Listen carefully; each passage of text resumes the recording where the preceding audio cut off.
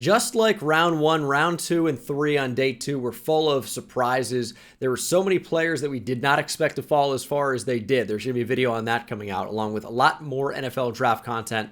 Yet the most surprising things about day two, of course, we will talk on Shedeur Sanders, but this is the best picks of day two. There were a lot that I really, really liked, and I thought that a lot of teams did a great job of just taking the talent that fell to them. And I thought the Cowboys were among the top of the list, adding Donovan Ezeraku on day two. And of course, Savone Revel, one of my favorite players in the entire draft. I hate that he's going to the Cowboys as a fan of a rival team, but he's an incredible player. I think he's got a really solid argument as the best man cover corner in the entire draft. I think he falls this far largely in part due to injury.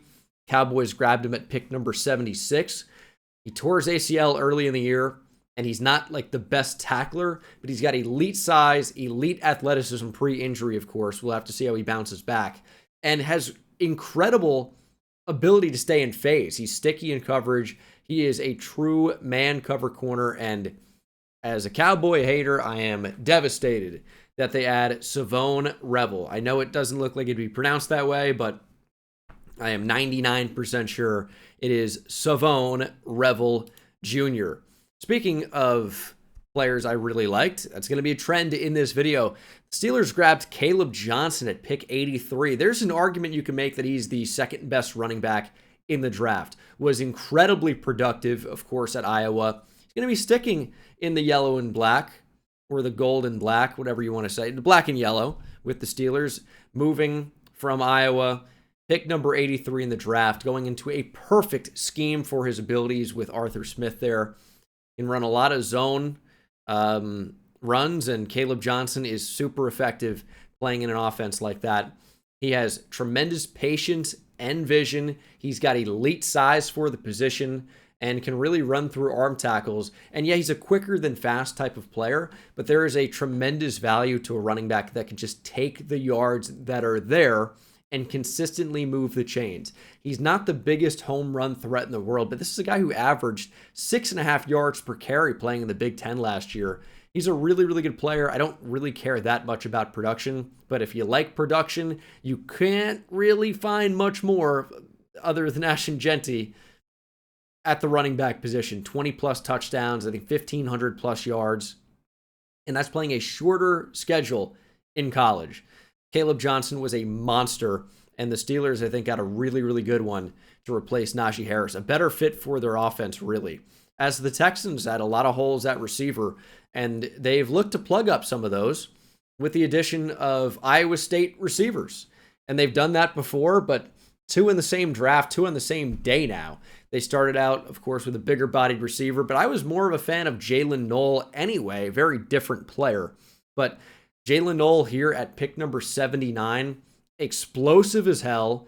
I think he is a technician as a route runner, but the juice that he plays with is so evident. This guy is a tremendous talent. Yes, probably just a slot receiver for the Texans. I think he could play the Z as well, but probably will just thrive in the slot. And there are so many questions about, unfortunately, what the future holds for Tank Dell post brutal knee injury. But Jalen Noel, I think, is a very good answer to some of those questions because he can help you in a big way right now. As can Kyle Williams, another receiver with a lot of juice, super explosive with and without the ball in his hands, but really, really explosive with the ball. He's just got an extra gear sometimes. And for being the 69th pick in the draft, he can make a nice impact for this Patriots team that was devoid of playmakers, really. They kind of, and it's early to say, but it looks like they kind of swung and missed on receiving options in last draft. I don't really know what you're going to see with Javon Baker moving forward. And I like Jalen Polk coming out, but he can't be the guy in an offense. He is a complementary piece. Kyle Williams, to me, has some really big upside down here at 69. I think he's a really, really good player. I think you can make a really good argument he was a top 3 or 5 receiver in this draft. Of course, 3 maybe at the high end, but he's in that top 5 conversation. They got him here outside of the top 50. We knew that they needed to do a couple of things in this draft. Yes, add more talent altogether. Their defense needs a lot of help, but build around your young quarterback. Protect Drake May was number one, and then get him some weapons was definitely a close number two. I think they've done that with the addition of Will Campbell and now Kyle Williams. Patriots have had a very, very nice draft so far, and I think the Giants have as well, because they didn't overthink pick number 65. They just grabbed probably the best player available, and he is an older prospect playing in a lesser conference in the MAC, and those are things that maybe you worry about, right?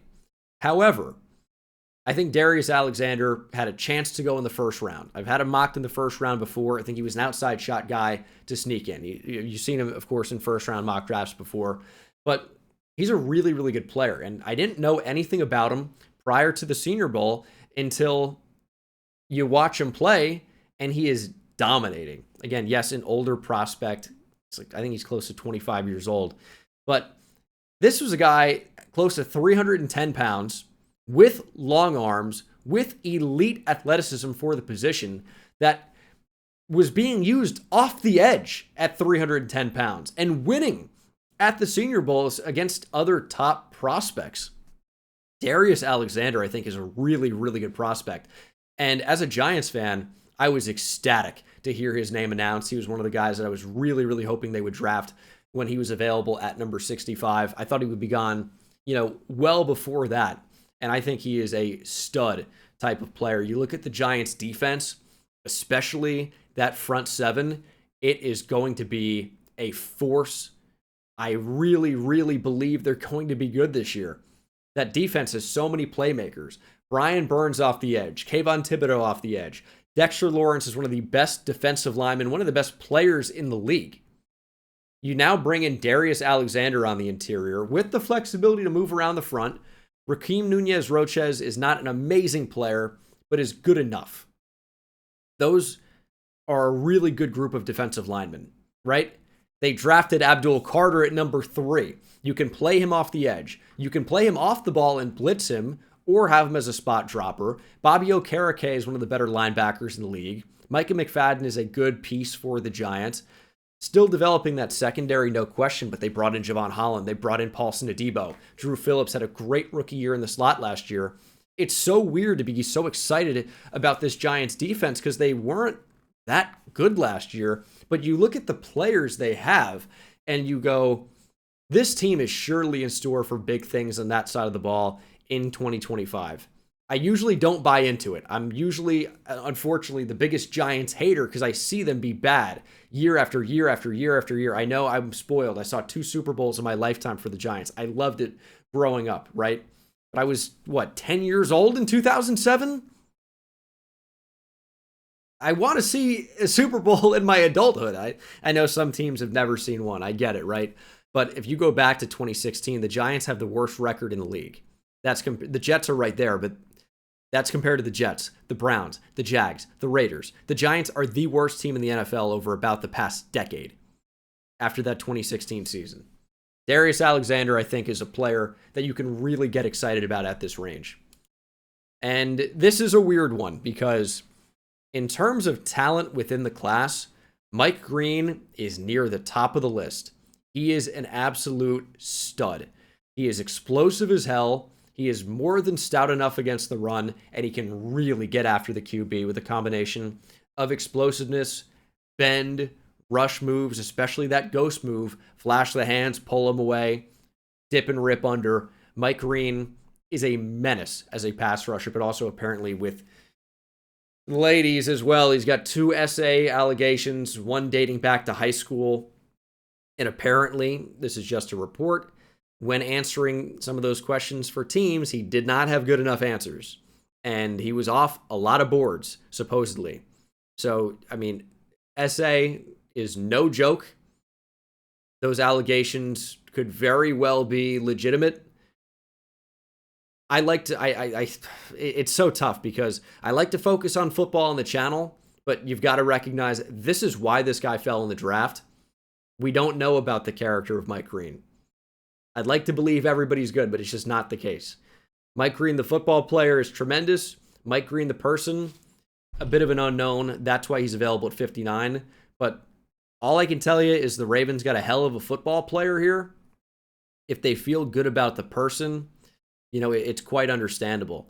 And for a guy that also fell in the draft that could have gone much higher, Benjamin Morrison, for very different reasons. He's got a bunch of injury things, some shoulder injuries that have kind of been nagging him over the past couple of years, it would seem. You worry about him.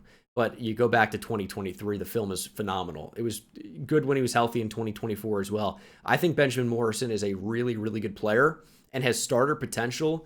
The Bucs grabbed him here at 53, and we knew they needed to upgrade their secondary. They've definitely done that. If Benjamin Morrison could stay healthy, he is a great player. As is Will Johnson.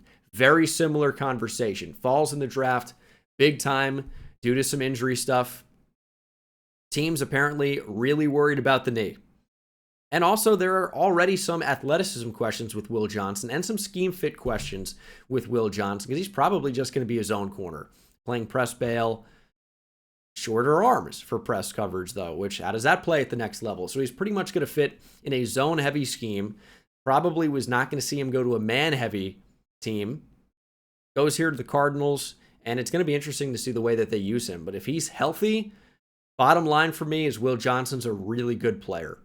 I don't know that he ended up being a top 10 player in the draft, factoring everything in, but he was damn close. And the Cardinals got him here at 47. I know he was kind of all over the board depending on who you ask. Some guys had him as a top 10 player, some as a top 20, some as a top 40. He goes here at 47. I just think he's a good player. He's a playmaker. And I would definitely want more of those guys if I were Monty Ossenfort in the Arizona Cardinals. They take a chance, and hopefully for them it pays off. As the Bears, Ben Johnson's just building his dream team here. You already had Rome Odunze and DJ Moore on the outside. That's a good duo if Odunze can continue to develop. You add Colston Loveland at 10 with Cole Kmet. Now you can run 12 personnel and have Loveland dominate as a power slot, dominate up the seam. Great receiving tight end, but really just a big receiver. And I go, okay, that's kind of going to be their main slot guy and rotate in some others, right? Well, now you've added a really, really good slot receiver in Luther Burden, who I think can play on the outside as well. He is so dynamic with the football in his hands. Ben Johnson has a ton of weapons. And there are more questions about the running game comparatively to what was in Detroit, because I like the Bears running back room now, but I don't love it, especially not compared to Jahmyr Gibbs and David Montgomery. But this receiving core is infinitely better on paper than what was in Detroit. And that's not to disparage Jameson Williams and Amon-Ra St. Brown and Sam Laporta, because I think that's a really great, that's a top end group. But if the caliber of prospect can turn into the caliber of player we think they can be, I think this Bears offense has more talent, at least. Because DJ Moore is, I think, comparable to the talent level of Amon-Ra St. Brown. I know that's not going to be unpopular because Amon-Ra St. Brown has been so much more productive, and I totally respect and understand that. But DJ Moore is really good. If you say Amon-Ra St. Brown is a top 5 or 10 receiver, DJ Moore is certainly top 10 or 20, no question. And then I think Rome Odunze has potential to be better than Jameson Williams. Was definitely better as a prospect.